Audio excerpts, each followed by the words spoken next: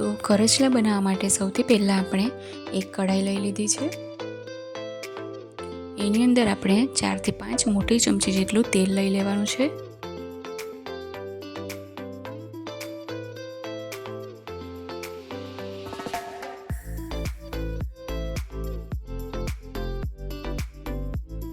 હવે તેલ ગરમ થઈ ગયું છે તો એની અંદર આપણે એકદમ જ ઝીણા સમારી લીધા છે કાંદાને, અથવા તો આપણે ચોપરમાં પણ ચોપ કરી શકીએ.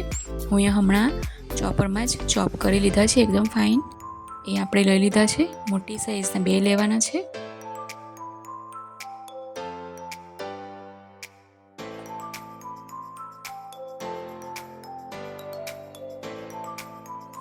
હવે આપણે એને કલર ચેન્જ થાય ત્યાં સુધી આપણે એને થવા દેવાના છે, સ્લો ટુ મીડિયમ ફ્લેમ પર.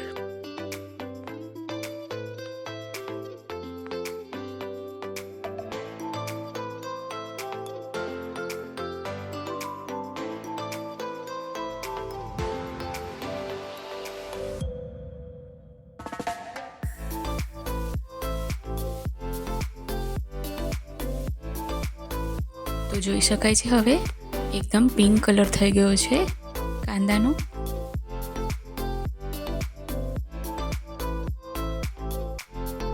હજી આપણે થોડું થવા દઈશું.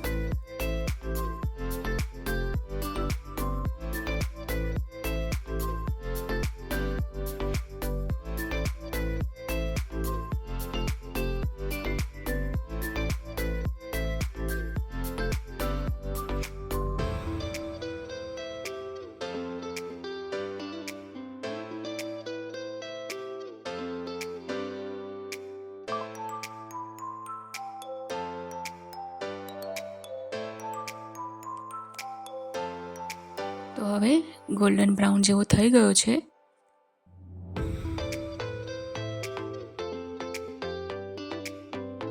હવે આપણે એની અંદર જે ટામેટા 3 નંગ ટામેટાને ચોપરની અંદર ચોપ કરી લીધા છે એકદમ ઝીણા, એ આપણે એડ કરી લેવાના છે. આની અંદર ટામેટા એકદમ પાકા હોય એવા જ લેવાના છે, જેથી એનો ટેસ્ટ ખૂબ જ સરસ આવે.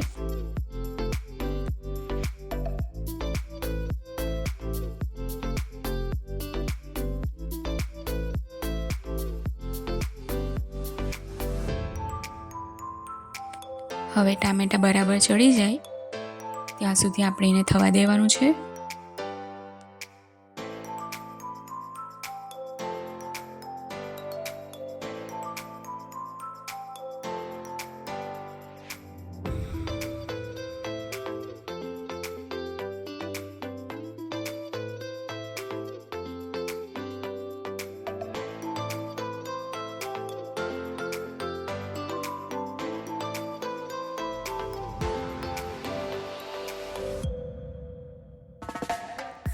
તો હવે આપણે એની અંદર મસાલા એડ કરવાના છે. તો આ લીલી ચટણી લીધી છે, આદુ મરચાં અને લસણની પેસ્ટ છે. તીખાશ તમને જે પ્રમાણે ગમતું હોય એ પ્રમાણે એડ કરવાનું છે.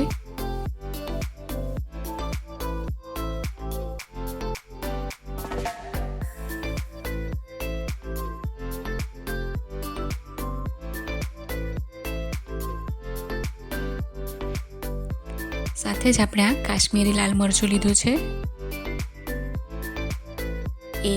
1 થી 1.5 ચમચી જેટલું લેવાનું છે, જેનાથી કલર ખૂબ જ સરસ આવશે. અને આ ગરમ મસાલો છે 1 મોટી ચમચી જેટલો.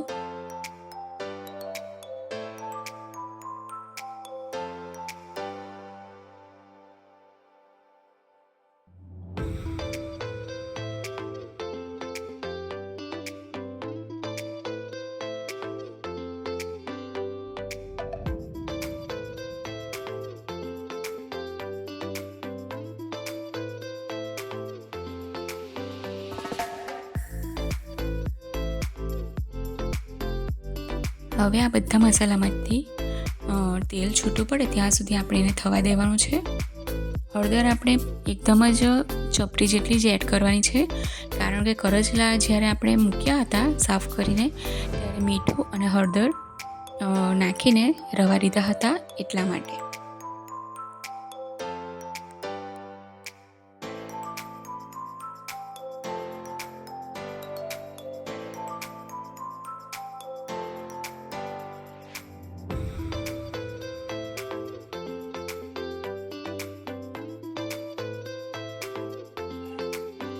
તો જોઈ શકાય છે હવે તેલ પણ છૂટું પડવા લાગ્યું છે.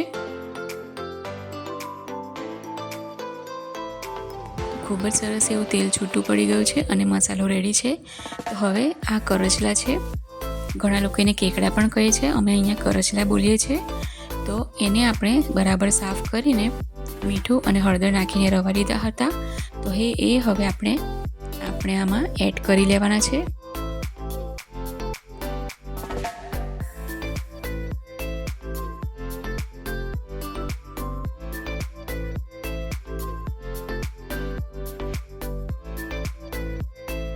કરચલા આપણા હેલ્થ માટે ખૂબ સારા છે, ખાસ કરીને જે લોકોને કમરનો દુખાવો રહેતો હોય એ લોકો માટે તો આ ખૂબ જ સારા છે ખાવા માટે.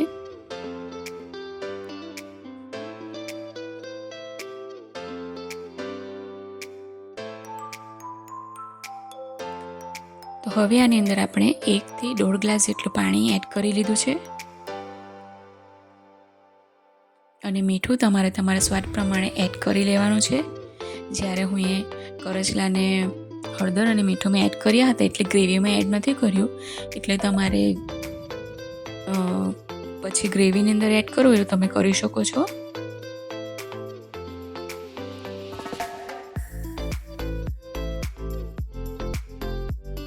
તો હવે આપણે કવર કરી લઈશું, ઢાંકી દેવાનું છે અને 10 થી 15 મિનિટ સુધી આપણે થવા દેવાનું છે. તો 10 થી 15 મિનિટ પછી આપણે જોઈ શકીએ છીએ કરચલા ચડવા આવી ગયા છે. અને આ બધી વસ્તુ કેવી હોય છે કે એને થવા માટે બહુ સમય નથી જોઈતો, ખૂબ જ ઝડપથી બની જાય છે આ સી ફૂડ.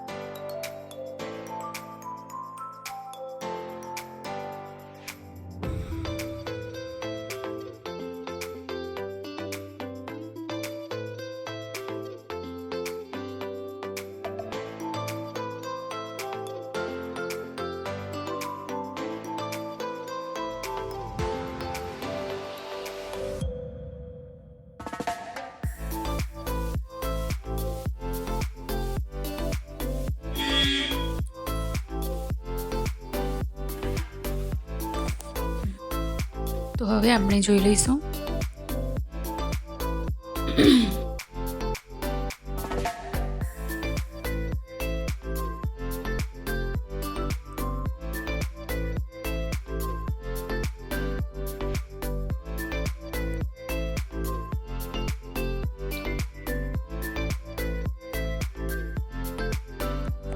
તો હવે રેડી છે આપણા કરચલા, એને આપણે લીલા ધાણા નાખીને સર્વ કરીશું.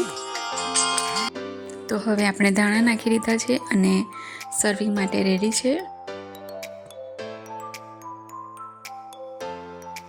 તો ખૂબ જ સરસ અને ટેસ્ટી લાગે છે. તો ફ્રેન્ડ્સ, તો તમે પણ જરૂરથી બનાવજો. Thanks for watching. મારી ચેનલને સબસ્ક્રાઈબ કરવાનું ભૂલતા નહીં. Thank you.